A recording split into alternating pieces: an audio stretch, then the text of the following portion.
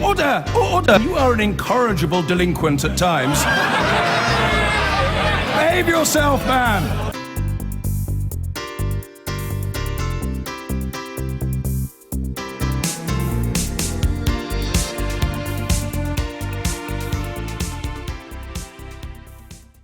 Conservative Party-led workers involved in the controversial Clacton by-election have tonight demanded a full investigation into tens of thousands of pounds in undeclared spending, which they say may have breached the law. The extra spending would have put the party far over the £100,000 limit allowed by law.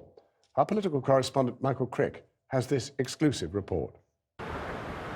It looks like a quiet corner of East Anglia, but in the middle of 2014, Clacton-on-Sea was thrust centre stage in British politics. It's just like the bride and groom. That's lovely. The sudden decision of the local Tory MP Douglas Carswell to defect to UKIP was in effect a declaration of war. In the by-election that autumn, Clacton was flooded with Tory MPs, full-time staff and money. I haven't written anything off, Michael. That's why I'm here. All out to stop UKIP winning their first Westminster seat.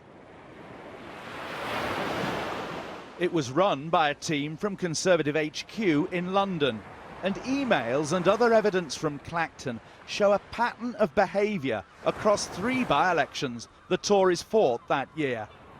We were taken over by central office staff. They acted so swiftly within 24 hours. They had a team of people,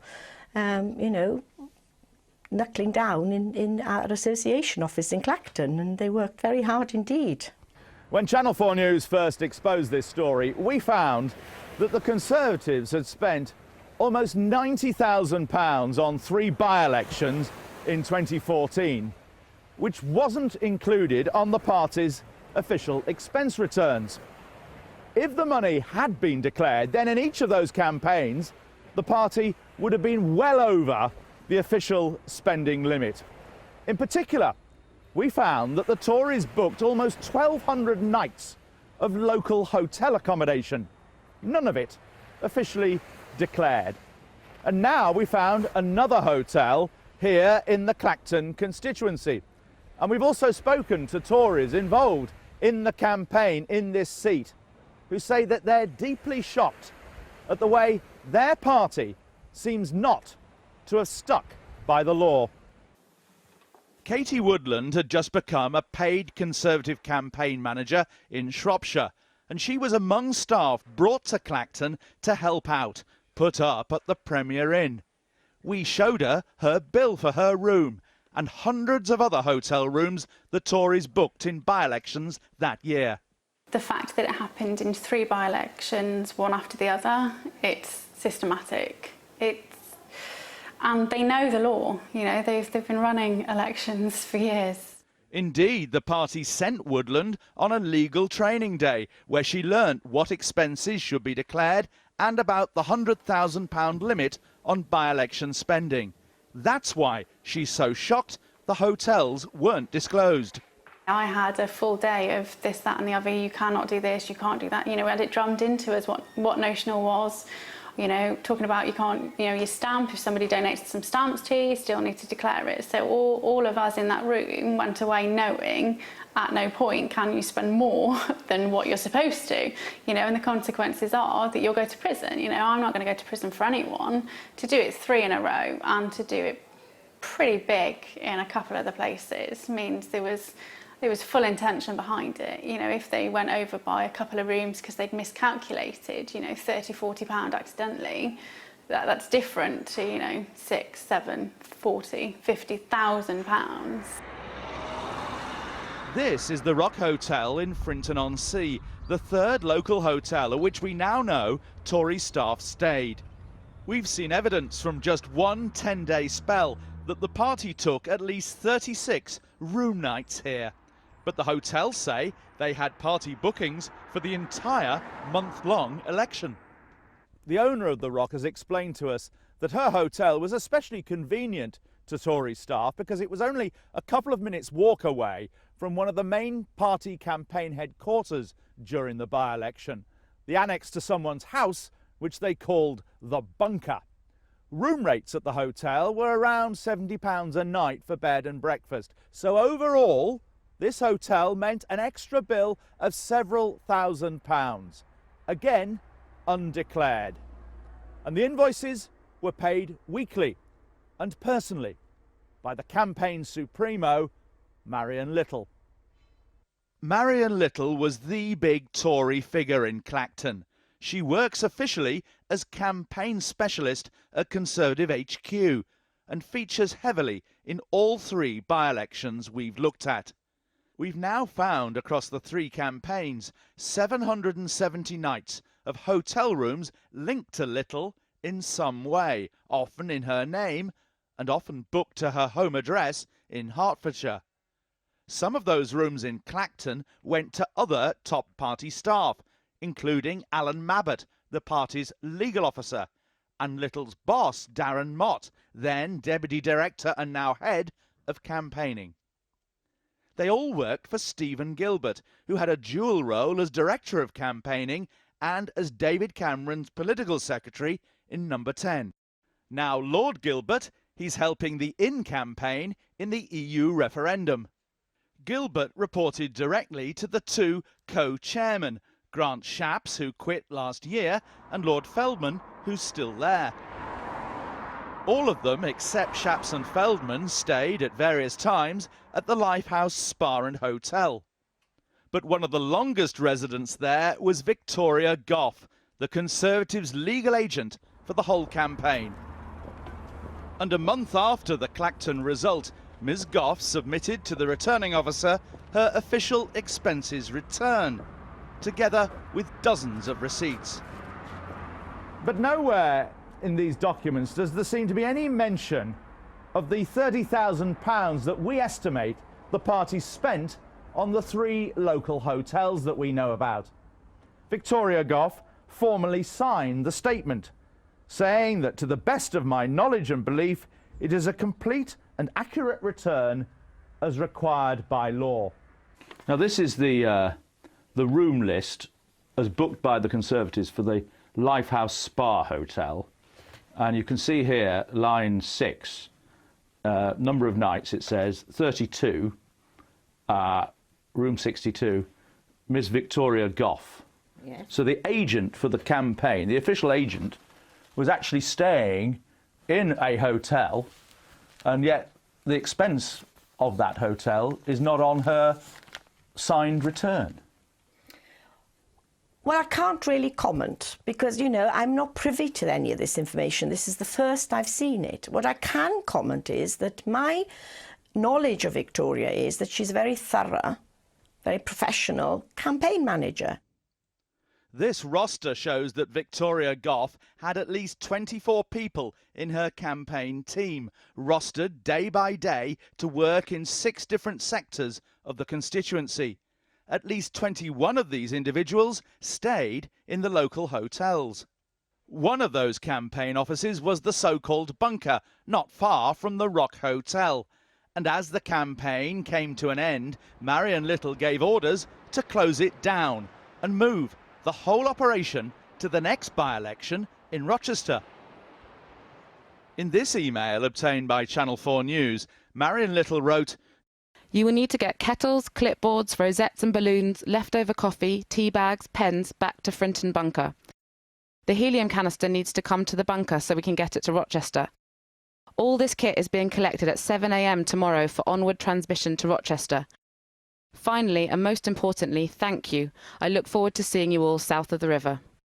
That email shows just how much it was one centrally run operation, moving round from one battle to another.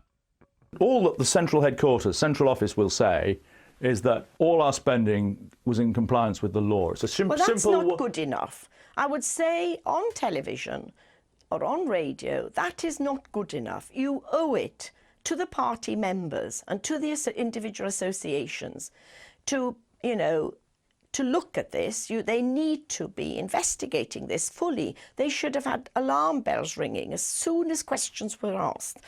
You know, and they should be scurrying to their accounts. If I'd have known that they were going to not declare the hotel spend, then I would not have gone to Clacton. I would have questioned my own part in the party. I probably would not have stayed as a campaign manager, and I would have tried to get it investigated earlier on myself, because I don't agree with it and it shouldn't have happened. This morning I caught up with Victoria Goff, now Victoria Carslake, the official agent who was legally responsible and submitted the official expenses returns. You were the agent in the Clacton by-election, I believe, for the Conservatives. Why didn't you put all the hotel bills on your election return? Why didn't you put the hotel bills on the election return? She told me to contact the party's press department. I mean, you know that the Electoral Commission guidance says that hotel bills have to be included. And you stayed at one of the hotels yourself, didn't you? The party said again tonight that all spending was correctly recorded in accordance with the law. But were Victoria Goff and the other agents really responsible, or simply told what to do by bosses? Was party chairman Lord Feldman involved, or even the party leader? Essex police say they're aware of the allegations and are cooperating with the Electoral Commission. Michael Crick reporting. Well, joining us now is John Strafford. He's the head of the Campaign for Conservative Democracy and a former member of the Conservative National Executive. John Strafford, what's going on here? What is happening is that the Tory party membership has diminished to such an extent that it's no longer capable of fighting a ground campaign with voluntary members. And so, like in the United States, it's bringing in professionals that it is having to pay for. And they're then picking up the bill because, fortunately, at the moment, the Tory party's got a lot of money. And so it's able to do this. But the sad thing is that if we go down that United States route, a presidential election in the United States costs $4 billion. We don't have that in this country. And finance has bedeviled the political parties for decades. And this is just a further example of it. But the problem is it brings them into conflict with the law. I mean, the law was designed actually to prevent this happening. Absolutely. I mean, Parliament set a level of expenditure at a by-election so that it was fair for all political parties. Once a party goes over that level of expenditure, then we have got no longer got a level playing field. Well, it is bad for democracy and it should be stopped. Well, you will know better than most that there is a period of expiry of time. Yes. You can't go on trying to reopen what happened in a by-election some 9 months after the event. And we're now a year after the event. What do you think should be done? The Conservative Party ought to be totally transparent as to how this money has been spent and where it has been recorded and what returns it's been included in. And if it can't do that or won't do that, there should be a public inquiry, independent public inquiry, to look into it. These kind of figures are so big that you can't just dismiss them as a slight over-expenditure. Do you suspect that all parties get up to this? I do. I suspect they all do. But at the moment, certainly the Tory party is the one with the biggest pot of gold. So there may, to some extent, be a sort of gentlewomen and gentlemen's agreement that, well... I think that's probably the case, and it's certainly been going on for many, many years. I mean, I was involved in the Beaconsfield by-election in 1982, as long ago as that.